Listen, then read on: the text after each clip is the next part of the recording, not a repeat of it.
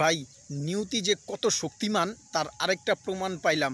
তো ভাই এই যে কোঠা আন্দোলন যে শুরু হইলো, এটার পক্ষে আমিও ছিলাম। বাট এই যে লাস্টে যে ঘটনাটা ঘটছে এগুলো কোনোটার পক্ষেই ছিলাম না। যেমন এই ছাত্রদের মারামারি হইলো, এত অগ্নিসংযোগ, বাট এভরিথিং আমি কোনো কিছুর পক্ষেই ছিলাম না। কিন্তু দেখেন কোঠা আন্দোলনের পক্ষে ছিলাম কেন? আপনি দেশের যারা মেধাবী আছে এদের সঠিক মূল্যায়ন করা হয় না, এক। আর দ্বিতীয়ত হচ্ছে শিক্ষিত সমাজ বেকার, এরা চাইলে দেশের উন্নতি করতে পারে কিন্তু এদেরকে কাজে লাগানো হয় না। যারা একটু বেশি মেধাবী ওরা বিভিন্নভাবে স্কলারশিপ বলেন বিভিন্নভাবে দেশের বাইরে চলে যায়। ওদের বলা আছে না যে লাভের গুড় পিঁপড়ায় খায়, এরকম আমাদের দেশের মেধা দিয়ে বাহিরের দেশ উন্নতি হয়, বাট তারা দেশের সঠিক মূল্যায়ন পায় না। তো এর জন্য আমি কোঠার পক্ষে ছিলাম। আমি না, সবাই ছিল কোঠার পক্ষে।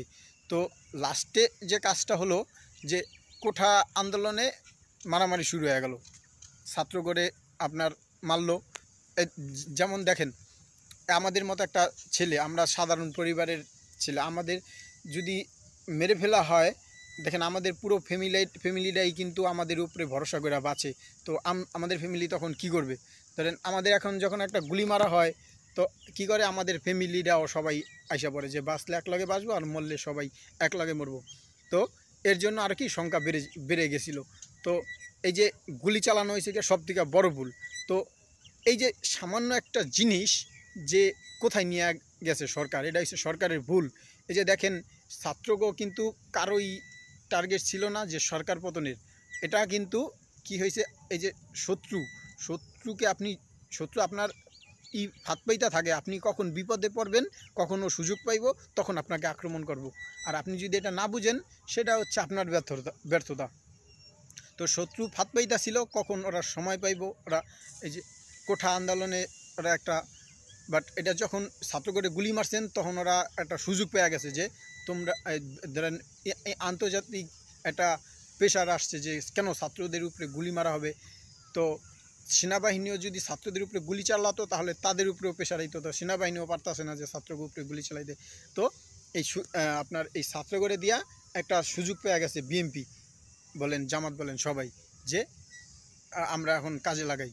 তো ওরা এই সুযোগটাকেই কাজে লাগাইছে, ওরা কাজে লাগা সরকার পতনের দাবি তুলছে। আর সাধারণ জনগণ ইমোশনাল হয়ে গেছে যে এতগুলা ছাত্র মারা গেছে এভরিথিং, বাট এর জন্য সাধারণ জনগণ ইমোশনাল হয়ে গেছে। এটা হবেই স্বাভাবিক, সবাই হয়েছে, আপনি হয়েছেন আমি হয়েছি, কিন্তু লাস্টে যে ঘটনাটা ঘটলো এটা কোনোভাবেই কাম্য নয়। বাট এই দোষ সম্পূর্ণ সরকারকেই নিতে হবে, কারণ এই ভুল তারই ছিল আর এর মাসুল তাকেই দিতে হবে। এটা থেকে এড়িয়ে যাওয়ার কোনো সুযোগ নেই। তো এখন একটা কথাই যে অহংকার করা যাবে না, অহংকার করলে যে পতন নিশ্চিত তার একটা জ্বলন্ত প্রমাণ আমরা আবারও পাইলাম। যে দেখেন আওয়ামী লীগ সরকার যে সাধু এমন না, বাট আওয়ামী লীগ সরকারে যে সব খারাপ আপনিও বলতে পারবেন না। তো এদের ভালো আছে খারাপও আছে। বাট এই যে দেখেন দেশের যে টাকা পয়সা পাচার হয়েছে, আপনি যদি এই টাকা দেশের থেকে পাচার না হতো এই দেশ কোথায় চলে যাইতো আপনি কোনো কল্পনা নাই।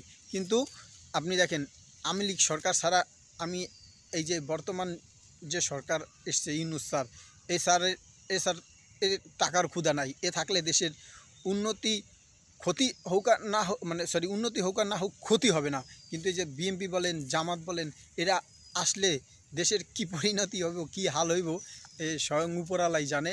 এটা এখন আমরা বলতে পারবো না।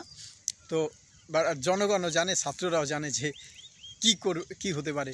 তো এদের কেউ চায় না এরা যে আসুক ক্ষমতায়। তো এখন সবথেকে বড় কথা হচ্ছে ভাই অহংকার করা যাবে না। অহংকার যে কি করতে পারে সেটা আপনারা ভালো করে তো দেখছেন। তো কখনো ভাই অহংকার করবে না।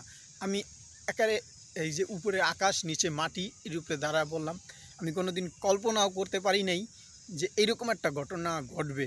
আপনি চিন্তা করেন যেখানে সেনাবাহিনীর প্রধান ছিল আমাদের যে মাননীয় প্রধানমন্ত্রী ছিলেন শেখ হাসিনা, ওনার আত্মীয়, তারপর আপনি এই এসএসএফ পুলিশ ইন্ডিয়ান সাপোর্ট, এত আপনি কোনো দিন চিন্তা করতে পারছেন যে এরকম একটা ঘটনা ঘটবে?